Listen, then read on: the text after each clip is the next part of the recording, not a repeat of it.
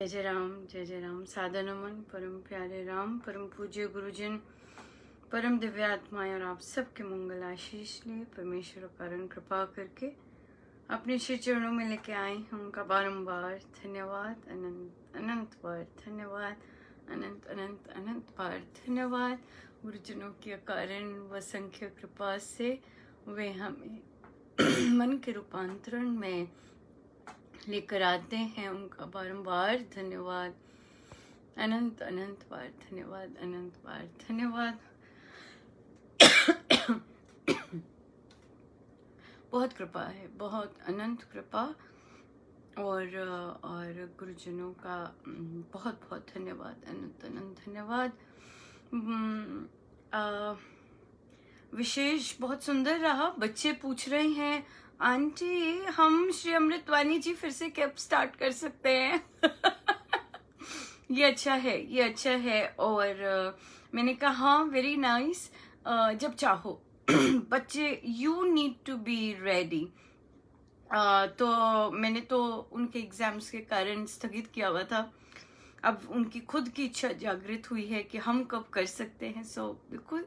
और आज फ्राइडे है, आज उनकी फिर से सिंगिंग की का हम आरंभ करेंगे। And hopefully will be able to कोई ऐसा टाइम जहाँ सब फ्री हो ऐसा भी रख सकेंगे। बट आज से शुरू करेंगे। सो मेरे गुरुजनों का बहुत बहुत धन्यवाद, अनंत अनंत धन्यवाद कि ये हम कर पाएंगे। और हमारा चयन चल रहा है बहुत ही सुंदर। हम किस तरह के चयन करते हैं, बहुत अंदर के वेग, बाहर के वेग और क्या चीज़ रहती है। तो हम फिर से सादिका जी के पास जाते हैं। और सादिका जी का अगला पड़ाव रहा कि उन्होंने देखा कि उन्होंने अपने सब सुझाव दे दिए थे। उन्होंने बता दिया था कि संस्था ऐसे करती हैं, आप ऐसे कर लीजिए। बहुत डिफरेंट रिसोर्सेज ला के दे दिए कि ऐसा कर लीजिए।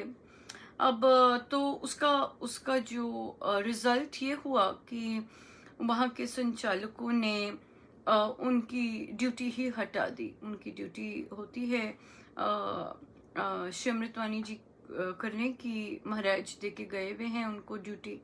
तो 2 दे के गए थे। पहले तो 1 हटा दी, फिर अब दूसरी भी हटा दी। पर सादिका जी पर डेफिनेटली बहुत कृपा है, क्योंकि उन्हें इस चीज़ से कुछ इफेक्ट नहीं हुआ। ये सबसे बड़ी कृपा है। और उन्होंने बताया कि अनुपमा जप यज्ञ चल रहा है, बहुत आराम से जप यज्ञ में पार्ट लिया हुआ है। और जाप बड़े प्यारे ढंग से चल रहा है। उसमें कोई अड़चन नहीं आई, मन के अंदर कोई भी हलचल नहीं हुई, कोई भी वेग, कोई भी कुछ नहीं हुआ। अपने आप बहुत सुंदर हो रहा है। और इसके पश्चात जब उन्होंने इस चीज़ का कोई प्रत्युत्तर नहीं दिया। पर ऑफ कोर्स जब मुझे पता चला तो मैं तो ला रही थी, पोस्ट आ रहे थे। यहाँ पे एक टिप्पणी कर सकते हैं हम लोग कि संचालक लोग क्योंकि बहुत बहुत सालों से एक ही काम कर रहे होते हैं, तो साधका ही शायद भूल जाते हैं, साधक बनना भूल जाते हैं। सो बहुत सुंदर महाराज जी ये सब सुझाव दे रहे थे। देखिए, मैं तो एडमिन नहीं हूँ, मैं भक्ति की ओर जाती हूँ और मुझे भक्ति बहुत पसंद है। और भक्ति में ही मेरा चयन है। अध्यात्म, भक्ति और प्रभु, बस यही मेरे गुरुजन, यही मेरा चयन है। पर अब प्रभु देते हैं तो अब उसका कुछ किया नहीं जा सकता। बहुत सुंदर सुझाव दे रहे थे कि जहाँ भी स्थानीय बहुत हैं हमारे संस्थाएं, 5-5 साल या 10-10 साल के लिए ड्यूटीज लगे। बस 5 साल के लिए भी बहुत अच्छी है। महाराज बहुत प्यारा कह रहे, एक बुजुर्ग हो, एक महिला हो, एक पुरुष हो, एक युवा हो, युवा भी दोनों, स्त्री और बच्ची और बच्चा हो, इस तरह का हो कॉम्बिनेशन, ताकि सबको आए। और डिफरेंट फील्ड से लोग चुने जाएं। कभी कोई हाउसवाइफ हो, कभी कोई वर्किंग हो, क्योंकि जब बहुत लॉन्ग टर्म हो जाते, 30 साल 40 साल, तो अजीब अजीब चीज़ें आने लग जाती हैं, और कोई बड़े डिफरेंट डिफरेंट रोल्स आने लग जाते हैं, अजीब अजीब चीज़ें हो जाती हैं। सो अगर 5-5 साल की ड्यूटी है संचालकों की, बहुत लोगों की ड्यूटी लगेंगी। देखिए, बहुत सुंदर लोगों की लीडरशिप की ड्यूटी लगेगी, सेवा लगेगी, नाम आएगा वहाँ। अपने वेगों से कैसे जूझना है वो सीखने को मिलेगा, रूल्स क्या हैं वो पढ़ने को मिलेगा। स्वयं पढ़ेंगे, स्वयं करेंगे, रादर देन एक दूसरे से सीखेंगे कि मुझे तो आता नहीं, मुझे क्या करना है। सीखेंगे, सिखाएंगे। ऐसे बहुत सुंदर संस्था का रूप ढंग चल सकता है अगर अगर हर 5 साल के लिए ड्यूटी हो। इससे क्या होगा? कोई ये नहीं समझ बैठेगा कि मैं मालिक हूँ। नहीं, मालिक तो बाबा जी हैं। भूल जाते हम, भूल जाते हैं कि स्वामी जी महाराज मालिक हैं। कोई ये नहीं समझेगा कि अच्छा, अब हम इतने एक्सपीरियंस्ड हो गए हैं, चलो जी अब नामदान देना शुरू कर दें। ये भी नहीं होगा। क्यों? ड्यूटी ही चेंज होगी 5 साल बाद, अब कोई और आ गया। इसलिए ऐसी चीज का कोई प्रॉब्लम नहीं आएगा। तानाशाही नहीं होगा, डिक्टेटरशिप नहीं आएगी। आपने डिक्टेटरशिप करनी है 5 साल के लिए, आप कीजिए, उसके बाद वापस साधक बन जाइए। राइट। उसके बाद वापस साधक बन जाइए। और उसके बाद और बहुत सुंदर आया कि फैमिली इनहेरिटेंस नहीं बनेगी। बहुत जगह पे ऐसे होता है कि पूरी फैमिली लगी होती है, चलो भाई अब उसके बच्चे लगेंगे, अब उसके बच्चे, मानो कि पता नहीं क्या फैमिली कुछ नहीं। स्वामी जी हैं, भूल जाते हैं, भूल जाते हैं। और तो इससे क्या होगा? क्योंकि संचालकों की ड्यूटीज रोटेट होंगी, साधकगण भी कहेंगे कि हाँ, ये लोग बहुत अच्छे थे, इन लोगों ने बहुत डिसिप्लिन किया। जब ऐसी बातें आएंगी तो जो अगले आएंगे तो उनको भी होगा कि नहीं, हमने भी डिसिप्लिन करना है, अब हमारी बारी है, हमने भी और जॉब पार्ट करवाना है। नहीं तो वही रिड्यूस ही होता जाएगा। बिल्कुल, ये भी कम कर दो, ये भी कम कर दो, बस खोखलापंती। सो ये अगर कोई उन तक पहुंचा सके तो बहुत सुंदर सुझाव महाराज फ्लो का। मैं महाराज को मैंने कहा, महाराज ये मेरा एरिया बिल्कुल नहीं है, और मुझसे ये मैं, पर वो रुक नहीं रहे थे। तो मैंने कहा ये बेस्ट जगह है जहाँ मैं उगल दूँ। जो सुझाव आ रहे थे, पर बहुत सुंदर आ रहे थे। इसलिए सुंदर थे, मुझे भी बहुत अच्छे लगे। उनका हाँ, इससे बाकी जो इनडिसिप्लिन की प्रॉब्लम है, फेवरेटिज्म की प्रॉब्लम है, तानाशाही डिक्टेटरशिप की प्रॉब्लम है, फैमिली इनहेरिटेंस की प्रॉब्लम है, ये सब कुछ नहीं रहेगी और रोटेट होते जाएंगे। कोई पता है कि वापस साधक बनना है। वापस साधक बनना है। ये बहुत ही सुंदर, बहुत सुंदर रहेगा। ग्रामीण क्षेत्र में भी हाँ, सत्संग में ऐसे किया है। अब ड्यूटीज लगेंगी, वहां पर श्री भक्ति प्रकाश जी की ड्यूटी लगेगी, बच्चों की ड्यूटी लगेगी, रोटेट होगी, ताकि कभी किसी की लग रही है, कभी किसी की लग रही है, और इस तरह से मिल बांट कर ही करना बहुत सुंदर है, बहुत सुंदर। डिफरेंट लोगों को डिफरेंट मिले कार्यभार करने का, तो बहुत सुंदर है, बहुत ही सुंदर है। ये सब रहा, बहुत प्यारा रहा। और गुरुजनों की इसके बाद क्या हुआ कि फिर साधिका जी को जो प्रधान संस्था है, उनके जो प्रधान हैं, उनका आया। उन्होंने धन्यवाद किया साधिका जी का कि आपने इस सारे सिलसिले में न केवल संस्था के उच्च को की गरिमा बनाए रखा, और उनका वे उसके लिए सुझाव दिए। और उन्होंने कहा कि जब हमारी अगली मीटिंग होगी तो हम ये सब चीजें वहां पर देखेंगे। ये चीज हुई। तो अब साधिका जी को अब बाहर भी किया हुआ है, तो अब वो शांत है, उन्हें कोई फर्क नहीं पड़ता, और परमेश्वर सब पर कृपा करे।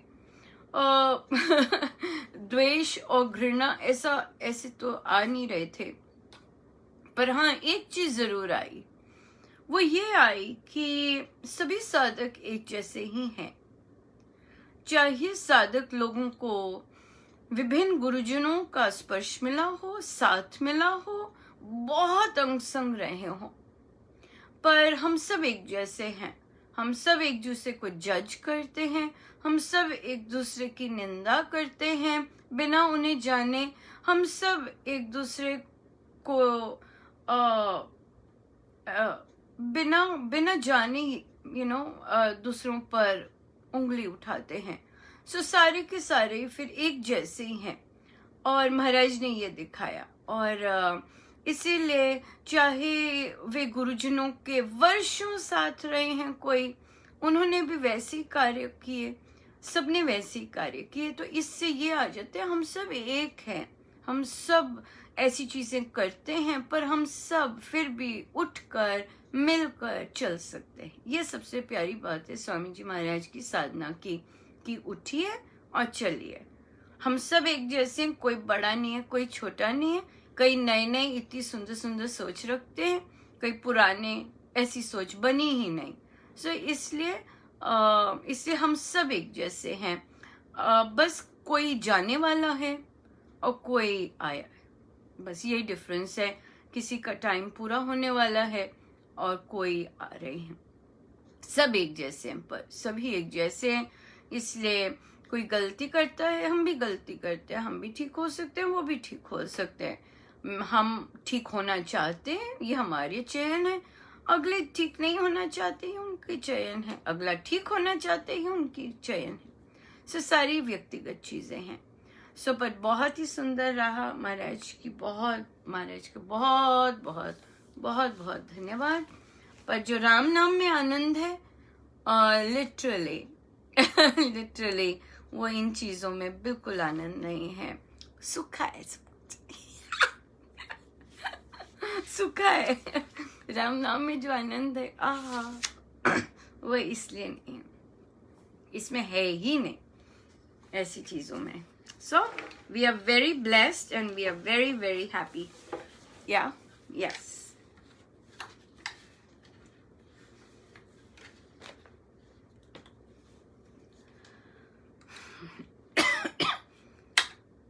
राम रसिया रिझाऊं रे माई, राम रसिया रिझाऊं, राम रसिया रिझाऊं रे माई, राम रसिया रिझाऊं, राम रसिया रिझाऊं रे माई, राम रसिया रिझाऊं, राम रसिया रिझाऊं रे माई, राम रसिया रिझाऊं। तन करूं ताल मन करूं डफली, तन करूं ताल मन करूं डफली, सोती सुरती जगाऊं रे माई, राम रसिया रिझाऊं, राम रसिया रिझाऊं रे माई, राम रसिया रिझाऊं, राम रसिया रिझाऊं रे माई, राम रसिया रिझाऊं। विनत करूं मैं प्रीतम आगे, विनत करूं मैं प्रीतम आगे, तो प्रीतम पद पाऊं रे माई, राम रसिया रिझाऊं, राम रसिया रिझाऊं रे माई, राम रसिया रिझाऊं, राम रसिया रिझाऊं रे माई, राम रसिया रिझाऊं। डंको नाम सूरत की डोरी, डंको नाम सूरत की डोरी, कड़ियां प्रेम चढ़ाऊं रे माई, राम रसिया रिझाऊं, राम रसिया रिझाऊं रे माई, राम रसिया रिझाऊं, राम रसिया रिझाऊं रे माई, राम रसिया रिझाऊं। प्रेम का ढोल बड़्यो अति भारी, प्रेम का ढोल बड़्यो अति भारी, लगन हुई गुण गाऊं रे माई, राम रसिया रिझाऊं, राम रसिया रिझाऊं रे माई, राम रसिया रिझाऊं, राम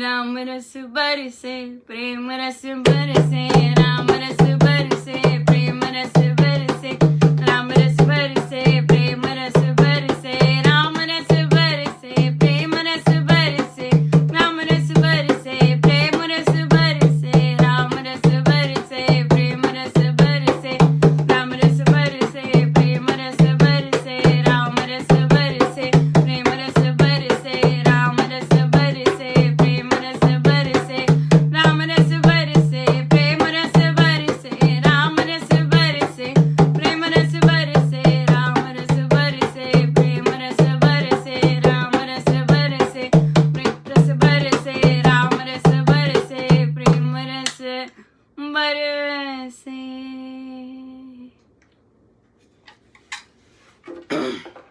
तड़का।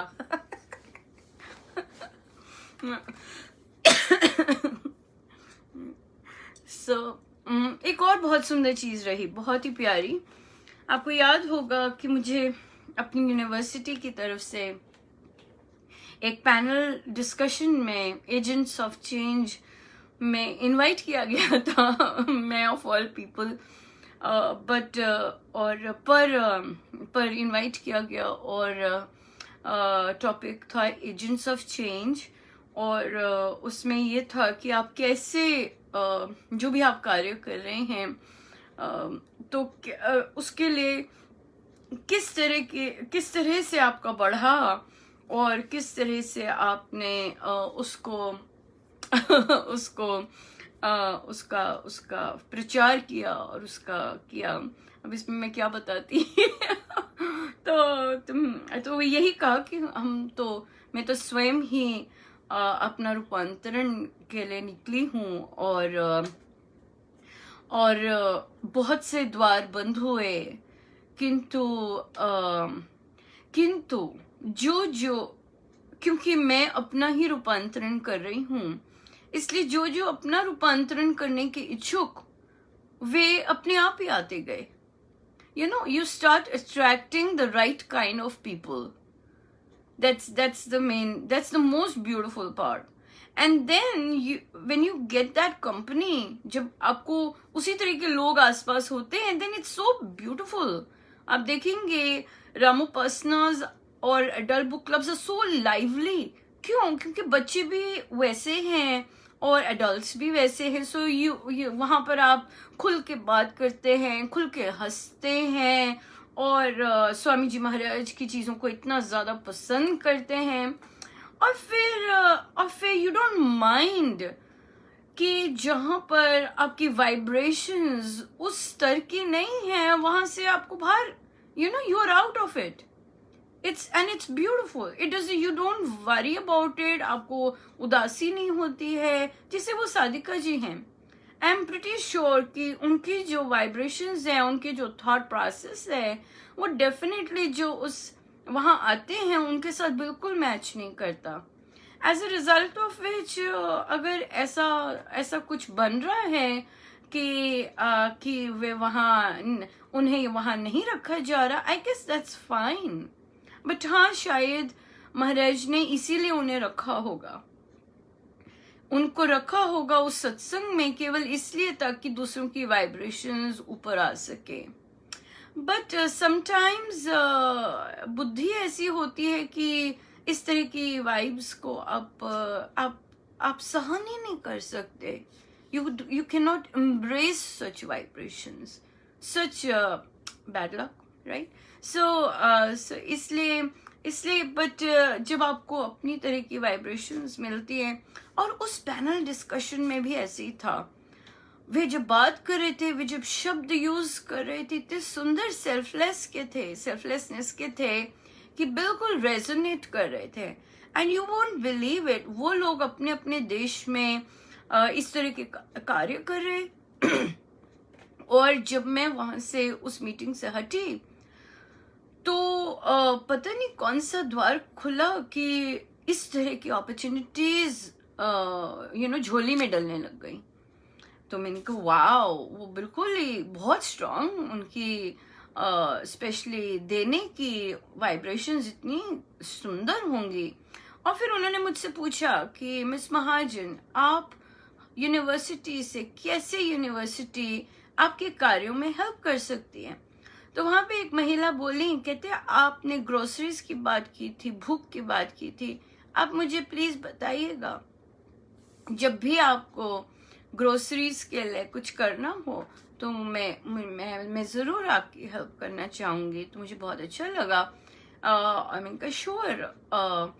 और उसके बाद उसके बाद तो मैंने कहा कि देखिए, हम सब ह्यूमन, चाहे जिस भी देश में हैं, जिस भी कल्चर, रंग रूप, भाषा सबकी अलग है, किंतु जब विपदा आती है, जब भूख लगती है, जब पीड़ा होती है, सबकी पीड़ाएं एक जैसी होती हैं, सबकी उदासी एक जैसी होती है, सबके कष्ट एक जैसे होते हैं, जो कि हम बहुत सुंदर समझ सकते हैं।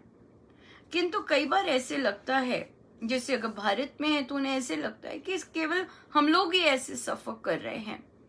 पर अगर हम दूसरे देशों से ऐसी कहानियां लाएं जहां इतनी गरीबी से लोगों ने सपने देखे और वो सपने पूरे हुए, और उसके बाद विपदाएं आई और विपदाओं से आगे बढ़े, तो ये मुझे कहानियां बहुत अच्छी लगेंगी, जो कि मैं सुनाना भी चाहूंगी। And you won't believe it मुझे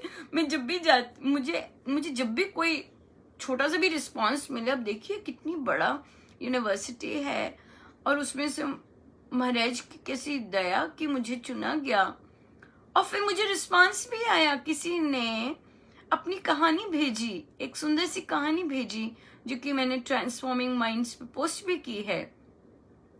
और वहां पर उन्होंने शेयर किया किसी एक गरीब कंट्री में एक बच्ची, जिसके ना माँ बाप, जिसके ना एक इंस्टीट्यूशनल होम में वो पली बच्ची, अकेली बिल्कुल।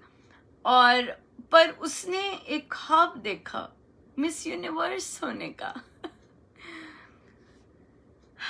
ख्वाब देखना बहुत बड़ी बात है। कुछ ना होते हुए भी ख्वाब देखा उसने, पर वो ख्वाब ही नहीं देखे उसने। उसने उस कहानी में लिखा कि वो बच्ची उसने मेहनत करनी शुरू की, वो वीडियोस देखती कैसे इस तरह के पेजेंट्स होते और किस तरह वो करती। और क्योंकि उसकी ड्राइव इतनी तेज थी, वो अपने रीजन से सिलेक्ट हुई। वो ना केवल रीजन से सिलेक्ट हुई, वो अपने देश से भी सिलेक्ट हुई। और वो क्योंकि देश से सिलेक्ट हुई, कहाँ एक होम में पलने वाली, जो कि इंस्टीट्यूशनल होम है वहाँ, और उसने सपने देखे और फिर उसके बाद और वो सिलेक्शन होना, फिर अपने देश को रिप्रेजेंट किया उसने, और आई अमेरिका आई कंपटीशन के लिए। और फर्स्ट 10 कॉन्टेस्टेंट्स में आई वो, और वो इतनी खुश कि उसका सपना साकार हुआ है ना। वो जीती नहीं, पर ये जर्नी, और इतनी गरीबी में, कोई ना माँ ना बाप ना कुछ नहीं, कोई नहीं जीवन में, उसके बावजूद ऐसा सपना देखना और साकार होना उसको। और फिर उसने कहा कि पर अनफॉर्चुनेटली फिर क्या हुआ कि उसको एक ऐसी रेयर डिजीज डायग्नोज हुई, जो कि हार्मोनल थी, और फिर उसकी ट्रीटमेंट शुरू हुई। पर उसने तब भी होप नहीं छोड़ा, तब भी कोई आशा नहीं छोड़ी, और वह साइकोलॉजिस्ट बनना चाहती है। 19 साल की उम्र में उसको ये सब हुआ, 19 साल में बस ये सब हुआ, और उस साइकोलॉजिस्ट बनना चाहती। तो उसने फिर लिखा कि पैशन, डिटर्मिनेशन एंड होप, है ना, ये चीजें आप कहीं भी हैं, किसी पार्ट ऑफ द वर्ल्ड भी हैं, अगर हम सपने देखना पसंद करते हैं तो उसके लिए मेहनत करें, और फिर रास्ते में जितनी भी परेशानियां आती हैं अपने फेथ के साथ, परमेश्वर के साथ, है ना, और जुड़कर आशा ना तोड़ें और चलते जाएं। So beautiful. मैंने वहाँ लिखा, मैंने कहा मैं अपनी टॉक में भी ये कहानी डिस्कस करूंगी, ताकि कोई ऐसा इन चीज़ों से गुजर रहा हो जहाँ कुछ भी नहीं दिखता, वहाँ आशा बंधे कि देखो इतनी गरीबी में भी कोई सपना देखकर मेहनत करके यहाँ तक पहुँच सकता है, तो हम क्यों नहीं, है ना। बहुत सुंदर था। तो देखिए कितनी ब्लेसिंग्स, ब्लेसिंग्स ही ब्लेसिंग्स, कृपाएं ही कृपा। और जब गुरुजनों का स्पर्श मिलता है, जो कि उन साधिका के केस में भी जब उन्हें निकाल दिया, उनकी ड्यूटी से उन्हें उतार दिया गया, उनको महाराज का पोस्ट मिला कि संत का अपमान को सुनना भी वहां से तत्काल उठ जाना चाहिए। ये महाराज के शब्द उन्हें झोली में मिले और अब उन्हें कुछ बाकी ही नहीं रहा। जब संत स्वयं पधारे अपना निर्णय देने के लिए, अब उन्हें संसार क्या निर्णय देता है उससे कोई लेना देना ही नहीं। महाराज जी आ गए स्वयं हाँ कि नहीं। तो किसी ने इस पर प्रश्न किया कि अगर परिवारजनी पति संत को बुरा भला कहते हैं, उठ जाइए वहां से, उस कमरे से उठ जाइए। यही करना है। अपमान करते कई, अब ये साधक लोग जानबूझ के थोड़ी ना किया होगा, अनइंटेंशनल है, किंतु अनइंटेंशनल भी तो पाप ही है। और आपको जब बताया जा रहा है आप फर्दर पाप पे पाप करते जा रहे, देन दैट्स योर चॉइस। और तभी उन साधिका जी ने जो प्रधान ट्रस्टी, उनको भी यही कहा, मैंने अपना काम किया है, अब आपका जो काम है वो आपका चयन है, और मैं किसी के चयन पे किसी का कंट्रोल नहीं होता है, आप लोगों ने अपना चयन करना है, राइट। So that's it. पर उसे उनका निर्णय तो महाराज ने सुना ही दिया, टोटल बिल्कुल सुना दिया। तो इसलिए अब संसार जो मर्जी करे, no worries, nothing at all. इच्छा भी नहीं कि कुछ नहीं, वो एरिया ही नहीं है आपका। जब वो एरिया ही नहीं है आपका एरिया आपसे जो काम करवाना था महाराज ने करवा दिया, अब आपका एरिया ही नहीं है और कोई एरिया नहीं है आपका। सो ब्यूटीफुल इजंट इट, बहुत सुंदर है। सो हम चलते हैं आगे। बहुत प्यारे प्रश्न आए हैं और हम चलेंगे। अब श्री अधिष्ठान जी की बात हो रही, तो किसी ने पूछा कि श्री अधिष्ठान जी कैसे लिए जाते हैं। अगर हमने दिल्ली से श्री अधिष्ठान जी लेना है तो किसी को नंबर पता होगा तो दे सकते हैं, मैं सेव करके रख सकती हूँ कि श्री अधिष्ठान जी कहाँ से लिए जाते हैं। तो हाँ जी, रिक्वेस्ट करनी पड़ती है श्री अधिष्ठान जी लेने के लिए, अरदास करनी पड़ती है, अरदास के फॉर्म में मांगना पड़ता है। यूजुअली सारा परिवार जाता है लेने, पूछते हैं शायद सारे परिवार दीक्षित है या किस तरह से है, इस तरह से, और बस यही होता है। आगे का पता नहीं आगे का पता नहीं, ये तो पता करके ही करा जा सकता है। ये प्रश्न था, पर हम ये यहाँ पे हम कथा प्रकाश पर चलते हैं और फिर वहां से हम प्रश्नों पे आगे जाएंगे। हमें पेज 424 पर हमारा थर्ड प्रसंग चल रहा है और सेकेंड लाइन पर प्यारे, इस योग के भेद को कोरे ज्ञानवाद पर घोटा लगाने वाले, निरे शब्द माला पिरोने वाले तथा देह को सुखाने वाले निराशावादी योगी नहीं जानते। पुरुषोत्तम कि प्रीति से हीन जन केवल काया को ही क्लेश दिया करते हैं और उल्टे पथ पर चलकर समय व्यर्थ ही बिताया करते हैं।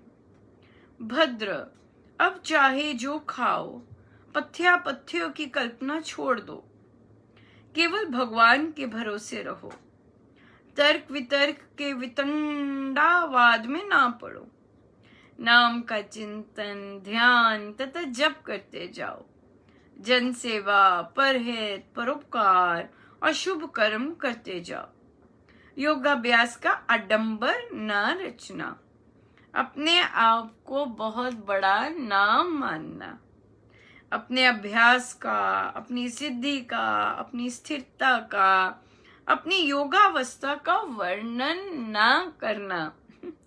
परमेश्वर कृपा से आप उत्तरोत्तर उन्नति करते रहोगे। बहुत सुंदर है ना? बहुत सुंदर। अपने आप को बड़ा ना मानना आती है इतने जोर जोर की, स्पेशली तब जब बहुत बहुत सुंदर कार्य प्रभु करवाते हैं और स्वयं करते हैं।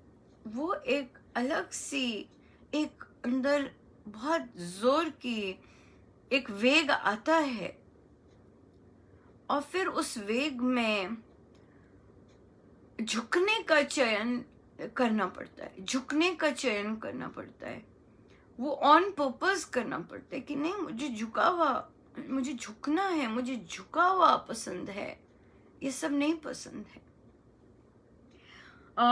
जन सेवा का, अपने नाम का चिन्ह, जन सेवा परहित परोपकार और शुभ कर्म करते रहो, पर आडंबर नहीं रचना, राइट? ड्रामा नहीं करना इन चीजों का, बहुत बड़ा ना मानना, अपने अभ्यास का, अपनी सिद्धि का, अपनी स्थिरता का, योग अवस्था का वर्णन नहीं करना, अपने अभ्यास का, राइट? हम लोग जब योग कर रहे हैं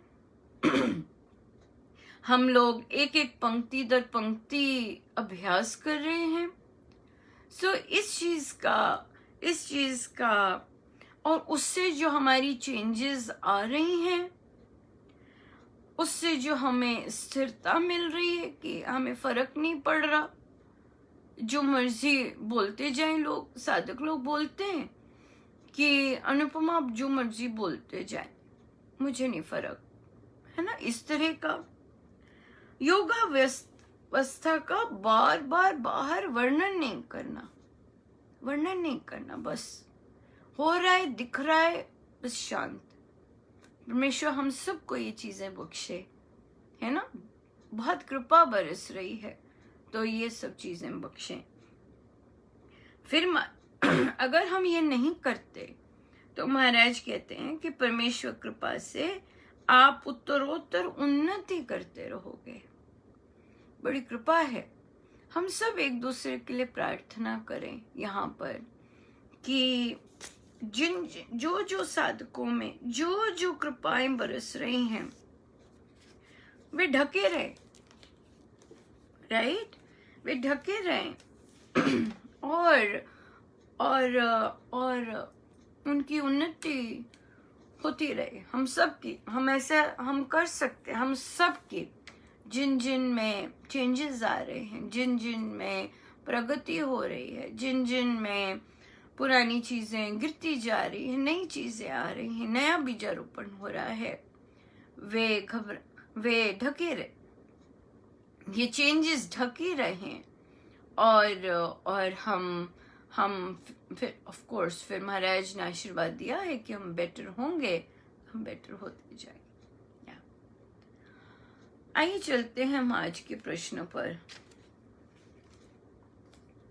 ओसीडी होता है कंपल्सिव डिसऑर्डर, हाँ, बिहेवियरल डिसऑर्डर होता है जिसमें जो पेशेंट होता है उसे परफेक्शन चाहिए होता है। वो बार बार अगर धो रहा है बर्तन तो धोता ही जाएगा, क्योंकि उसे उसमें परफेक्शन चाहिए। कोई भी चीज है वो करता ही जाएगा लंबे अरसे तक, क्योंकि उसे परफेक्शन चाहिए।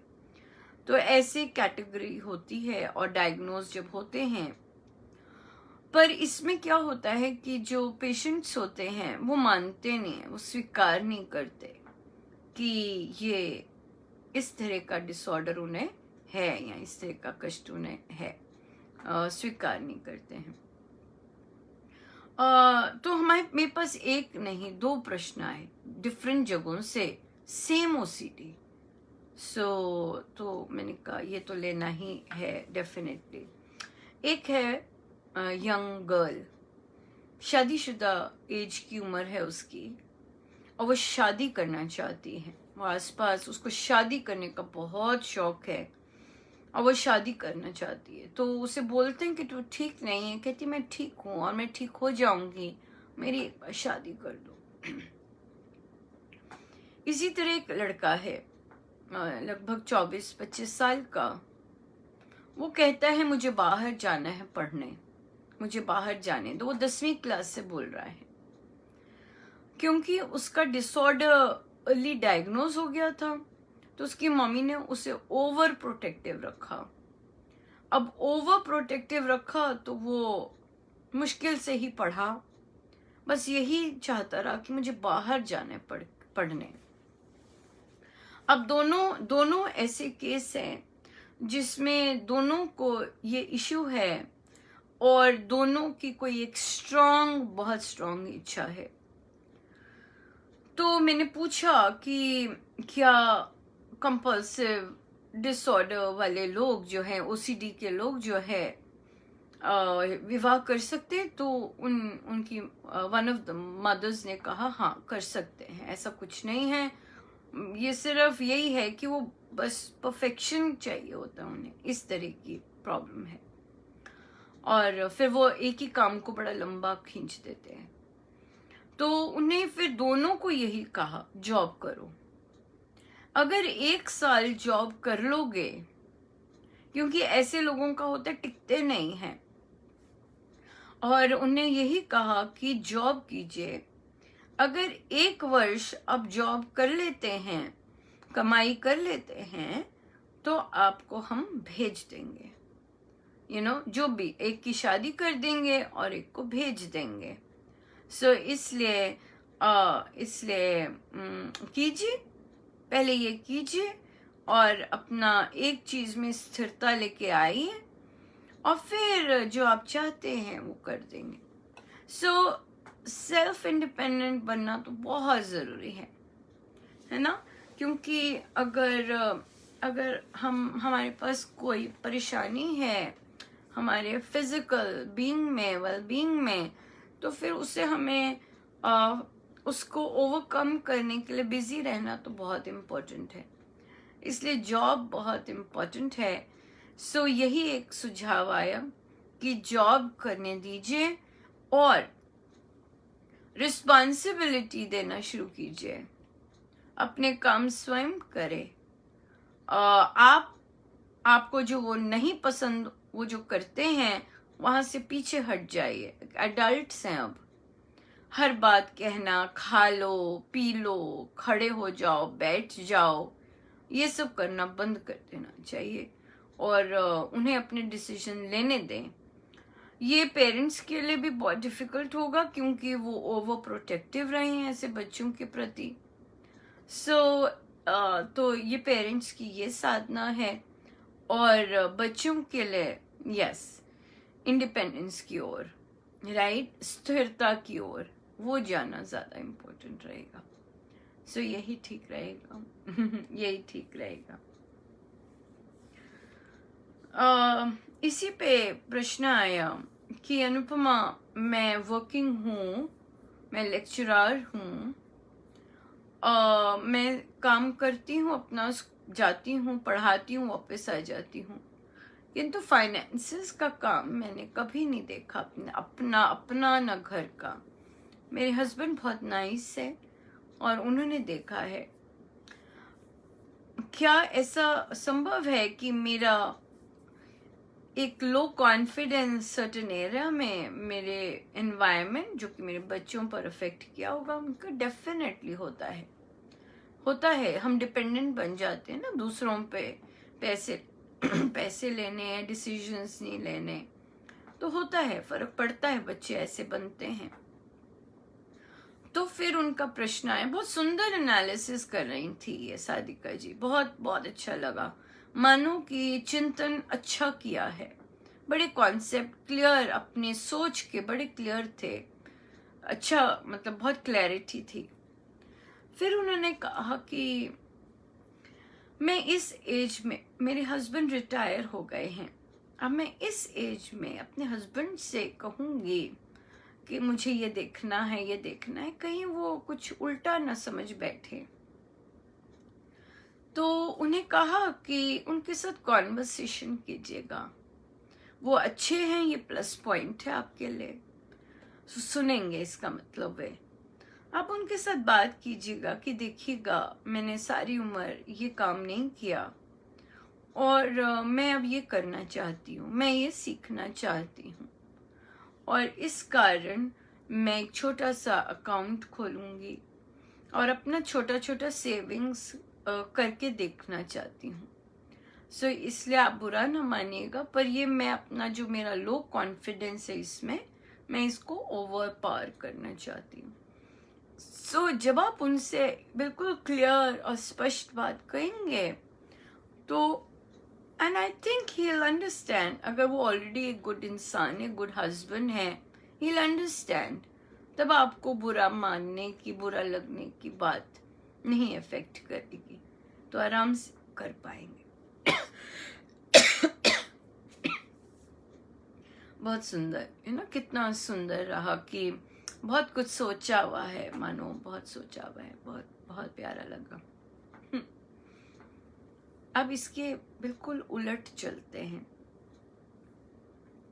एक सादिका जी कहते हैं कि मेरे फादर इन लॉ, मैंने नोटिस कर रही कि कुछ दिनों से अजीब सा बिहेवियर कर रहे, मानो कि मुंह बनाया हुआ।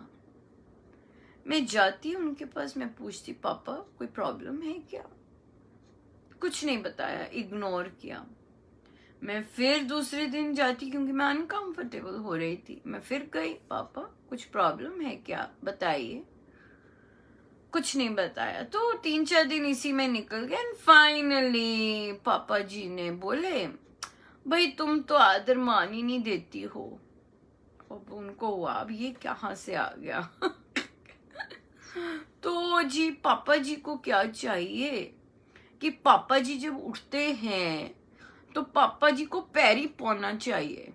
ओ पता नहीं कहाँ से ये वेग आ गया उनका। अब जो सादिका जी है वो कहते हैं क्योंकि मेरे हस्बैंड लेट बिजनेस करते हैं, लेट नाइट उनका होता है, तो मैं जागी होती हूँ, तो मॉर्निंग में मैं लेट उठती हूँ, और जब तक मैं उठती हूँ पापा जी चले गए होते हैं अपने काम पर, तो पापा जी का वो पैरी पौना मिस हो जाता है। तो पापा जी जब आते हैं वापस, तो या तो मैं बच्चे के साथ लगी होती हूँ या मैं किचन में होती हूँ, पर जब मैं उन्हें देखती हूँ तो मैं उन्हें ग्रीट कर देती हूँ। पर पापा जी को ऑफेंसिव लग रहा है कि भी मुझे मेरी इम्पोर्टेंस थोड़ी सी कम हो रही है, ऐसे लग रहा है उन्हें, या कुछ पता नहीं होता भाई कब इम्पोर्टेंस की भूख जाग जाए ज्यादा, you know you want to feel wanted, इस तरह से। तो सबसे पहले तो सादिका जी से कहा, ये जो आपने 3-4 बार और 10 बार पूछा है कि पापा जी क्या प्रॉब्लम है, पापा जी what is the problem, you don't have to ask that. You don't have to allow somebody's issue to bother you, right? तो आप एक बार पूछ लिया, that's enough. नहीं बताया, राम राम।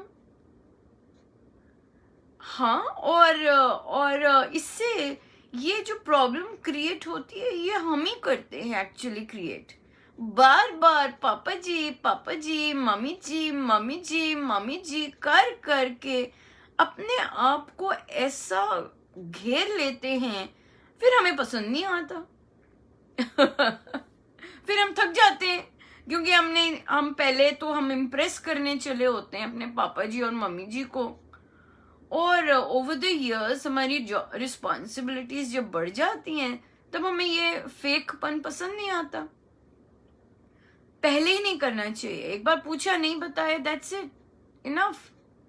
और स्वामी जी महाराज की साधना में इस तरह की बातें हैं, बार बार किसी को आग्रह करना, बार बार किसी का वचन बदलना, ये सब नहीं है। तो इसलिए पूछ लिया आपने, आपको लगा अनकंफर्टेबल, पूछ लिया एक बार, दैट्स इनफ। नहीं बताया, दैट्स इनफ, दैट्स इट।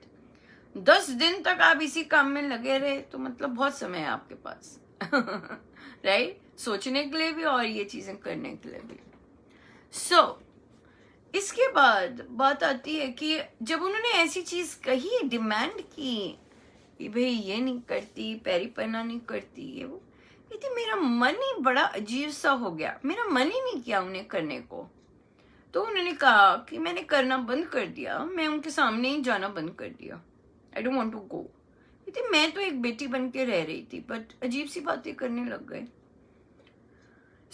यहाँ पर कहा कि नहीं, हम लोग साधक हैं, हम लोग ड्यू रिस्पेक्ट ही देंगे, वे बड़े हैं, तो जब भी आप देखो आप प्रणाम कर दो, दैट्स इट।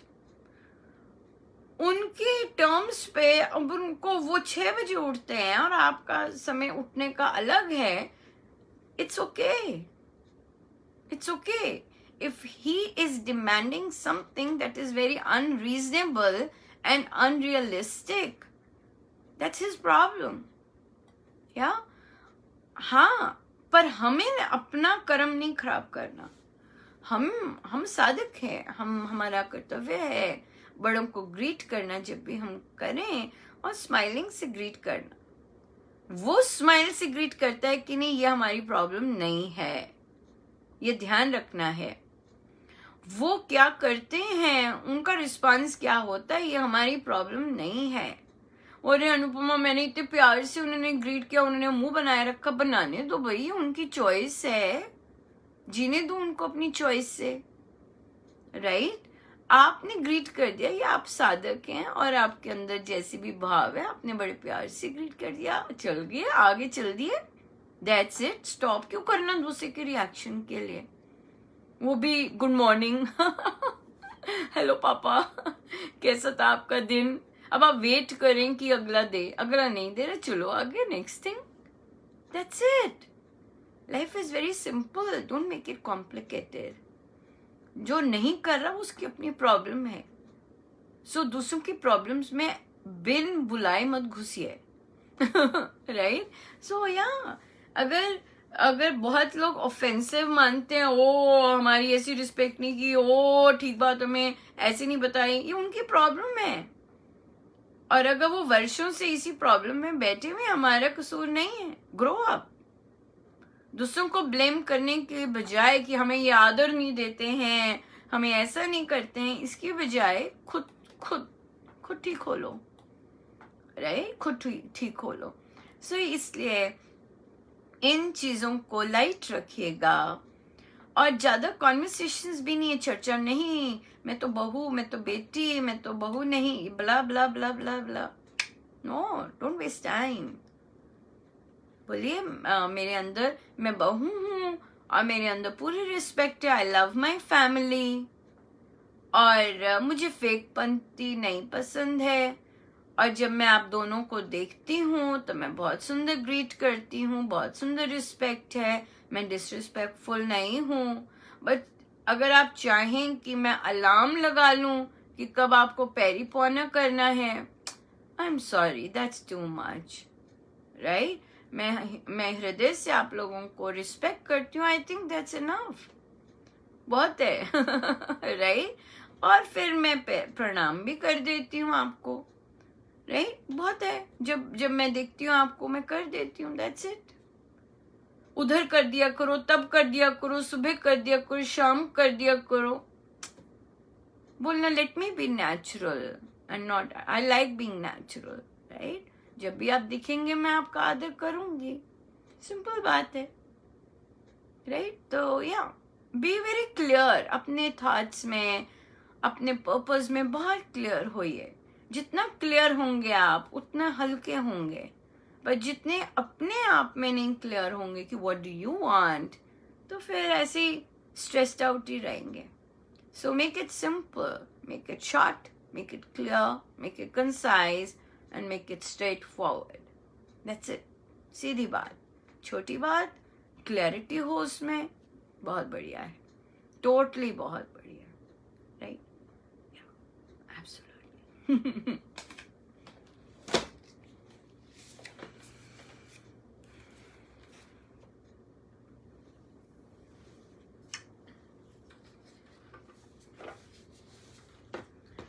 भगतान दे कारज आप खलौता अपने काज करावन आया राम. भगतान दे कारज आप खलौता अपने काज करावन आया राम.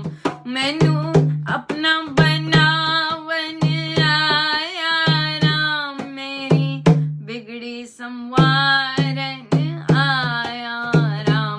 मैनू अपना बनावन आया राम. मेरी बिगड़ी संवारन आया राम. भगतान दे कारज आप खलौता अपने काज करावन आया राम. भगतान दे कारज आप खलौता अपने काज करावन आया राम. मैनू अपना बनावन आया राम. मेरी बिगड़ी संवारन आया राम. भगतान दे कारज आप खलौता अपने काज करावन आया राम. भगतान दे कारज आप खलौता अपने काज करावन आया राम. राम राम हरे हरे, राम राम हरे हरे, राम राम हरे हरे, राम राम हरे हरे, राम राम हरे हरे, राम राम हरे हरे, राम राम हरे हरे, राम राम हरे हरे, राम राम हरे हरे, राम राम हरे हरे, राम राम हरे हरे, राम राम हरे हरे, राम राम हरे हरे, राम राम हरे हरे. भगतान दे कारज आप खलौता अपने काज करावन आया राम. भगतान दे कारज आप खलौता अपने काज करावन आया राम. भगतान दे कारज आप खलौता अपने काज करावन आया राम.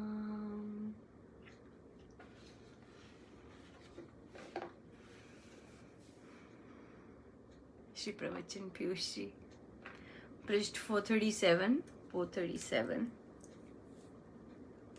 Last paragraph.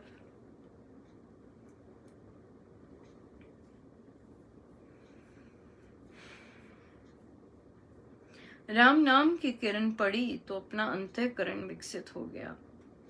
फिर विकसित होने पर यदि संकोच ना रहे तो आदमी मस्त हो जाता है. ये एक प्रकार की समाधि की अवस्था है. यदि बिजली का करंट अंदर ले जाने से इलाज होते हैं, वह तो फिर आध्यात्मिक स्पिरिचुअल बिजली की धारा करंट हुई. पर लोग इन बातों पर विश्वास कम करते हैं. आत्मिक विद्युत से शरीर का परमाणु उज्ज्वलित हो जाता है, जगमगा जाता है और वह भगवत भक्ति के योग्य हो जाता है. भक्ति धर्म भी इसी में है. इतना नाम बसा कि आदमी बाहरी सुध बुध भूल गया. जो चुप रहता है, मस्त नहीं होता, उसको अपने में घटियापन नहीं समझना चाहिए. हाँ, झिझक बंद होनी चाहिए. एक जगह कीर्तन करते समय बिजली बंद कर दी जाती और फिर लोग पांव हिलाते। फिर मैंने कहा बिजली बंद क्यों? जब नाचने लगे फिर घूंघट काहे का? अब वे अपनी विद्या और सब ही प्रकार का विचार भूलकर धुन में मस्त होकर झूमने लगे। भगवान कृपा के पात्र बहुत आदमी हैं जो अलौकिक बातें देखते हैं, शांति के रूप में, दिव्य प्रकाश के रूप में, सिद्ध अवतारों के स्वरूपों के दर्शन में विश्वास होना चाहिए। एक डीएवी कॉलेज के प्रिंसिपल काउंसिल के मेंबर थे। मुझे कहने लगे, राम नाम दो। तो मैंने कहा, तुम कॉलेज के प्रिंसिपल हो, तुमने समाज का बड़ा काम किया है, तो आप स्वयं सोचे। मुझे तो कहने की आवश्यकता नहीं कि मैंने नाम दिया है, या कहने की कि मुझसे उसने नाम लिया है। मैं तो इसमें कोई बड़ाई नहीं समझता। ये तो दाता की चीज है, उसने मुझे दी, मैंने बरता दी। मैं तो कहता नहीं, कभी सत्संग में कह भी दूं, किंतु प्राय सत्संग में भी कम ही कहता हूँ। So beautiful, right? कैसे है हमारे महाराज और कैसी है उनकी सोच, कितनी सुंदर बात है। बिल्कुल। जो साधिका जी का प्रसंग चल रहा है उसमें कई चीजें जो बोली जाती हैं वो विभिन्न साधकों के विचार भी होते हैं उसमें, बट ऑफ कोर्स क्योंकि वो फ्लो में बोल रहे होते हैं तो इसलिए सभी विचार बहुत जगहों से आए होते हैं और इसलिए वो सामने गुरुजनों के श्री चरणों में रख दिए जाते हैं। हमारा पर्पस तो यही है, हम झुके रहें। और महाराज भी उसकी पुष्टि और आशीर्वाद दे देते हैं कि किसी भी चीज का घमंड नहीं होना, किसी भी चीज का नहीं होना। अगर महाराज स्थिर रख रहे हैं, अगर महाराज डामाडोल नहीं कर रहे, हम तो उनके चरणों में झुके रहें। बस हमें झुकना है, हमें केवल झुकना है। बस वे जो मर्जी करें, करते जाए, पर हमारा काम तो जितना नतमस्तक होके झुकें, बस वही है, वही चीज। सो आइए हम सीधे होके बैठे,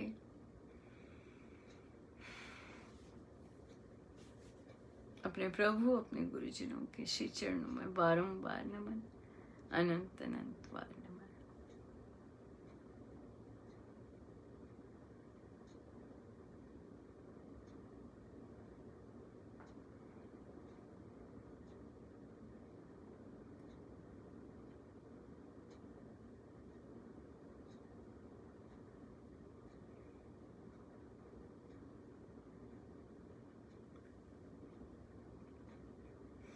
बंदा सोचे मैं किया, करनहार करतार। बंदा सोचे मैं किया, करनहार करतार। तेरा किया न होवेगा, होवे होवनहार। हम सोचते हैं हमने कुछ किया। ये भी है कि हम सोचते हैं दूसरे ने कुछ किया।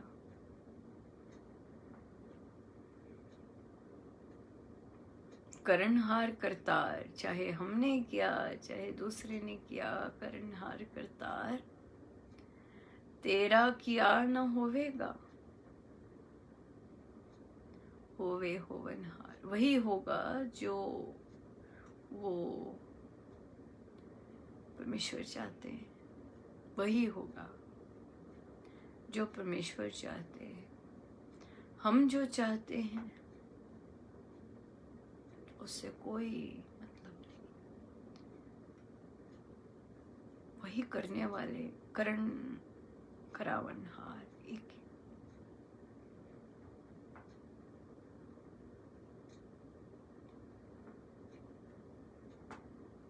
हम तो केवल सहर्ष स्वीकारते जाएं बस।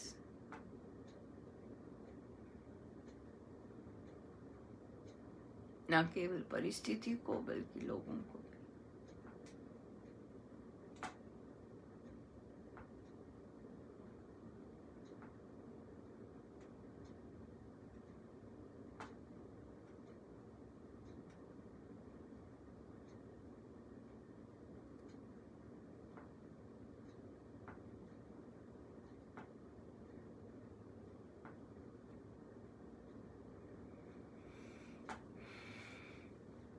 गुरुजनों का बहुत बहुत धन्यवाद, सगुनों का उन्हीं के श्री श्री चरणों में। जय जय राम।